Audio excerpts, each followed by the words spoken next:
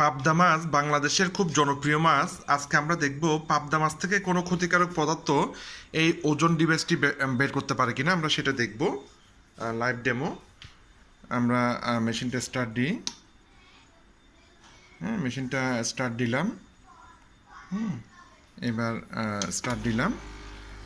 দেখি আসলে আমরা দেখছি, আপনারা আমার ভিডিও যারা দেখেন তারা দেখছেন যে প্রত্যেকটা খাবার আমি চেষ্টা করি ওজন পিউরিফায়ার দিয়ে মানে পিউরিফাই করার জন্য। আজকে দেখব পাবদা মাছ থেকে কি বের হয়। হ্যাঁ, ওকে।